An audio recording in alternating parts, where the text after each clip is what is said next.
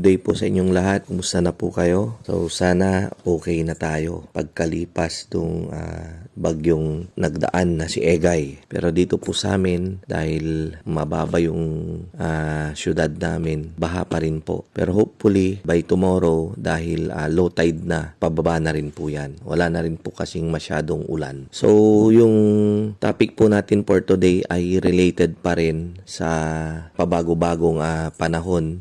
May isa sa mga subscriber natin na nagtatanong regarding sa antibiotics. Kung pwede daw ba niyang painumin ng antibiotics yung kanyang manok na nangingitlog. Ayan. So, sasagutin po natin yan ng mabilisan. Opo, yung aking kasagutan dyan. Pwede po nating painumin ng antibiotics yung manok na nangingitlog na meron siyang sipon. Kasi ang sabi nung binalikan yung reply ko, sabi niya, paano yun, Mang Mags? Yung nakasulat dun sa antibiotics ay huwag daw painumin yung nangingitlog.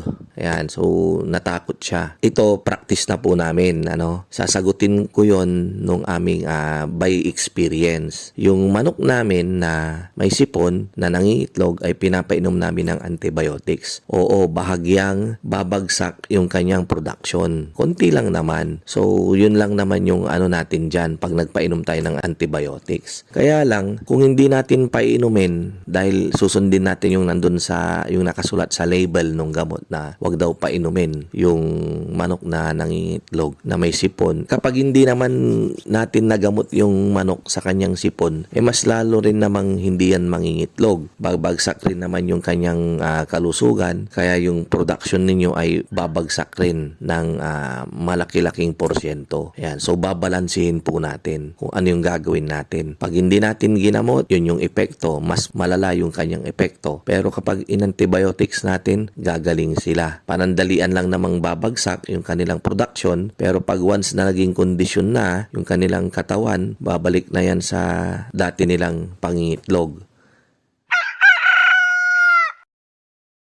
Ang pinaka-mortal sin natin, ito tandaan nyo po tandaan nyo po. Huwag po tayong magpapainom ng gamot na may sulpa. Yun po yung pinaka-mortal sin na gagawin natin sa mga manok natin na nangingitlog. Lalong-lalo na talaga yung mga nangingitlog na or paitlog pa lang. Kasi po, ang explanation ng mga vet, kapag nagpainom daw tayo ng gamot na may sulpa, yung kanilang bahay itlog ay parang raw, yung mag-shrink. Sabi nga sa namin, di ko alam yung Tagalog term nung shrink. Pero sa aming mga Pangasinan, alam ko marami ring nanonood na taga dito sa amin sa Pangasinan. Ito yung sa salita namin, ungkebet. Ungkebet kuno may yung bahay paitlogan kapag nagpainom tayo ng sulpa. So ang epekto nun, yung manok natin hihinto sa pangingitlog. Kasi po yung bahay itlogan, lilit po yon. Doon po pumupundo yung yung itlog. So kapag lumiit po yon, mahirap yung itlog na lumaki. So, ang epekto niyan, maghihinto talaga totally sa pangingitlog yung ating manok. Kaya mortal sin, ulitin ko po, huwag po tayong magpapainom ng antibiotics na may sulpa. Basahin nyo po yung content ng mga gamot na yan. Yung the rest ay